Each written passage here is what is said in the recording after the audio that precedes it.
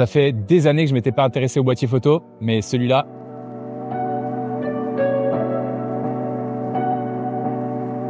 Salut, moi c'est Balt, je suis vidéaste et créateur de contenu et aujourd'hui Fox m'a invité à tester le nouveau boîtier Fujifilm, le X5 et son objectif associé, le 23 mm f2.8. On va tester ça en conditions réelles dans les rues de Bordeaux et on va voir pourquoi ce boîtier m'intéresse autant.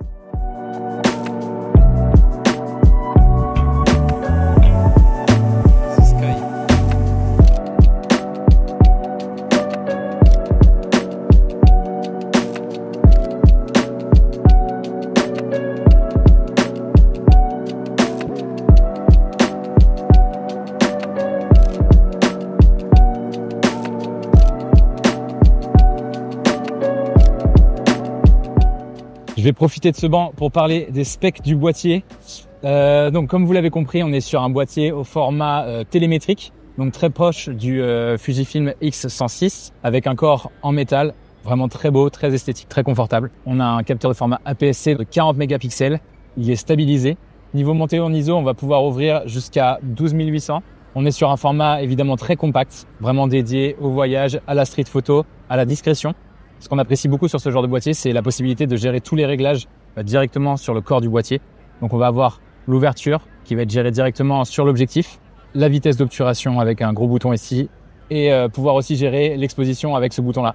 Et le petit ajout qui est hyper intéressant sur ce boîtier, c'est évidemment cette molette-là qui va nous permettre de choisir les pellicules, en fait les filtres Fuji qu'on va vouloir appliquer à nos photos.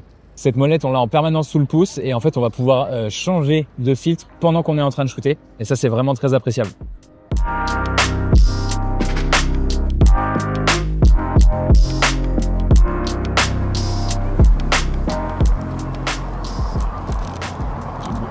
Là, ça rend déjà bien, mais avec un simple coup de molette, je vais pouvoir passer en noir et blanc.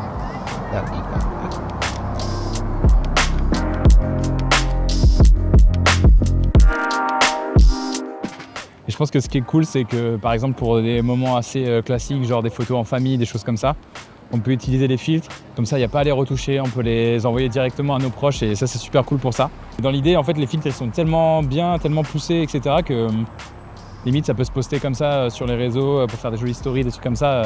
On est dans l'instantanéité, on est dans l'instant. Ça me sort un peu de mon quotidien de vidéaste où je vais devoir filmer, retoucher, monter, etc. Là, je peux directement avoir un rendu vraiment stylé avec une belle esthétique directement dans le boîtier, quoi. C'est pour ça que j'apprécie énormément cette partie-là.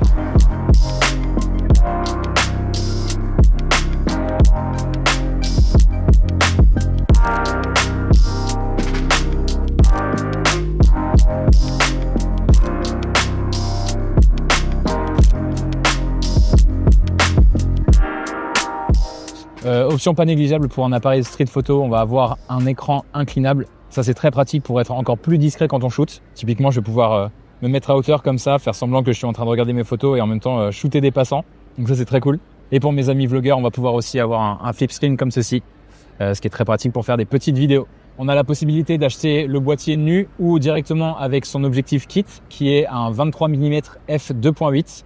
J'aime beaucoup la compacité de cet objectif, c'est un objectif pancake qui ouvre à 2.8, donc qui permet d'avoir quand même pas mal de bokeh avec un capteur APS-C, donc c'est très pratique, très cool. Petit bonus, il est livré avec une sangle au format corde qui est très stylé et qu'on apprécie énormément dans la street photo.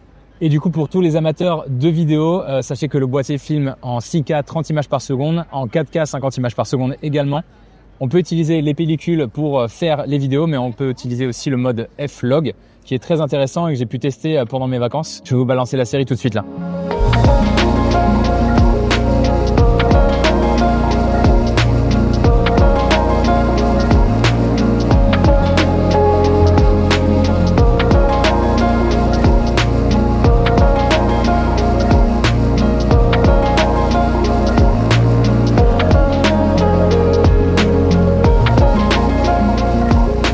Alors, la première chose qui m'a marqué quand j'ai vu ce boîtier, c'est la finition. On sent que le boîtier est quali, tu sens que ça va être robuste, que ça va pouvoir durer dans le temps, tu vois, t'as hâte qu'il y ait des petites marques dessus pour montrer qu'il a du vécu et qu'il a ramené plein de souvenirs. Donc ça, je trouve ça assez stylé. Encore une fois, la partie mécanique, c'est hyper cool, ça te permet de revenir à l'essentiel de la photographie et limite de garder l'œil dans le viseur et de faire tes réglages à la main comme ça, assez intuitivement.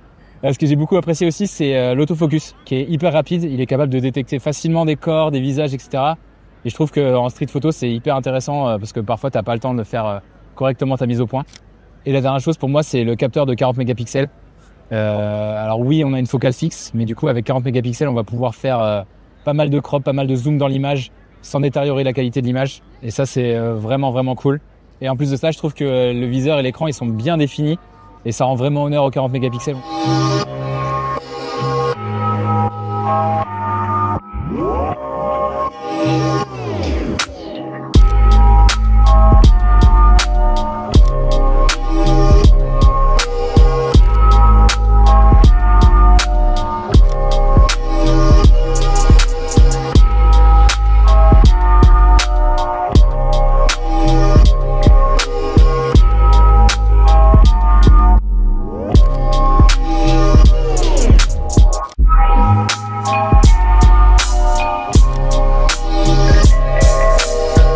Après, la question qui peut se poser, c'est à qui s'adresse ce boîtier.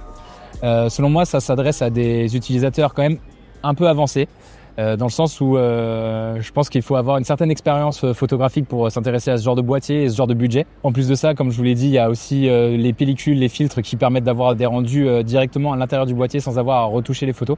Donc ça peut s'adresser à des amateurs qui ont envie d'aller un peu plus loin dans leur démarche photographique. Et selon moi, le deuxième public cible, c'est un public comme moi, par exemple, qui fait de la vidéo professionnelle avec du gros matériel, etc. et qui a envie de revenir un petit peu à l'essentiel, avec un petit boîtier qui peut emmener partout, que ce soit pour du voyage, pour de la street photo, pour des rendez-vous en famille, des choses comme ça, où tu as envie d'avoir un boîtier robuste qui fait des jolies images, mais sans t'engombrer. Donc voilà, petit plaisir, petit kiff.